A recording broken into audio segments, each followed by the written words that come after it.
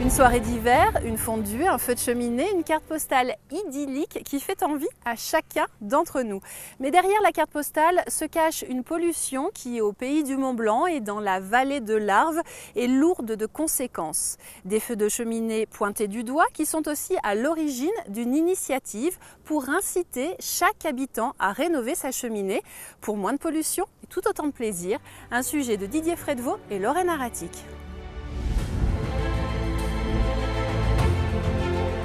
La vallée de l'Arve, c'est un des territoires où on a encore une problématique de pollution atmosphérique, du fait notamment des conditions topographiques, avec les polluants qui ont tendance à s'accumuler dans le fond de vallée. Donc malgré l'amélioration de la situation ces dernières années, on a encore des polluants qui s'accumulent dans le fond de vallée et qui vont dépasser les valeurs réglementaires. Sur les polluants qui sont préoccupants dans la vallée de l'Arve, donc les poussières en suspension d'un côté, l'origine principale c'est le chauffage au bois non performant puisque plus de la moitié des émissions de particules en suspension sont liées au chauffage bois non performant. Et on a un autre indicateur de pollution qui sont les oxydes d'azote.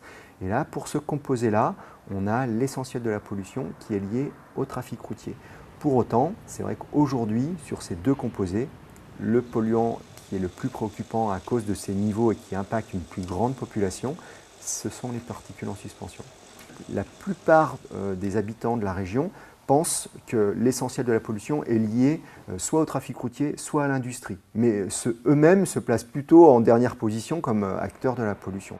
Depuis le Grenelle de l'environnement, de nombreuses actions sont aujourd'hui menées par les pouvoirs publics pour contribuer à la diminution des émissions de particules polluantes et préserver ainsi la santé des habitants de la vallée de l'Arve et du pays du Mont-Blanc. C'est le cas notamment de l'action Fonds Air Bois, une opération pilote unique en France qui vise à allouer une aide financière aux particuliers afin de remplacer leur ancien appareil de chauffage par un appareil non polluant.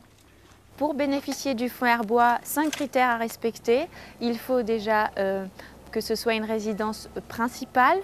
Il faut habiter donc sur le périmètre du plan de protection de l'atmosphère de la vallée de l'Arve, c'est-à-dire entre Valorcine et La Roche-sur-Foron.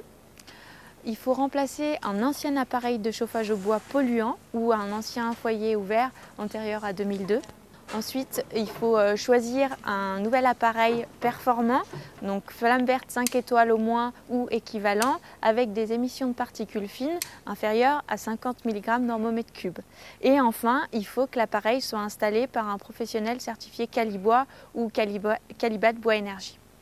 En plus d'agir directement sur la qualité de l'air, les nouvelles installations de chauffage au bois assurent un réel confort de vie.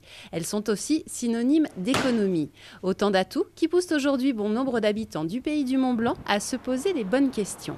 Moi, j'ai toujours eu quand même une démarche de faire attention au niveau de la pollution et tout ce qui est écologie.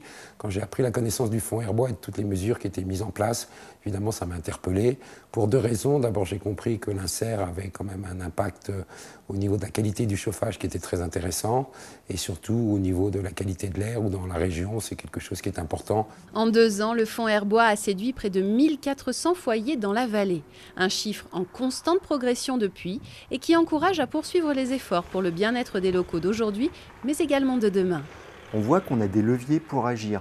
Et pas seulement parce que quand on parle quelquefois de gaz à effet de serre, on se dit oui mais c'est à l'échelle mondiale, c'est loin, et qu'est-ce que l'on peut faire localement nous? Et là en fait on arrive à lier les deux, c'est-à-dire qu'en travaillant sur la pollution, ça a un effet sanitaire local. Donc on peut agir localement et ça peut être bénéfique en plus pour l'ensemble de la planète.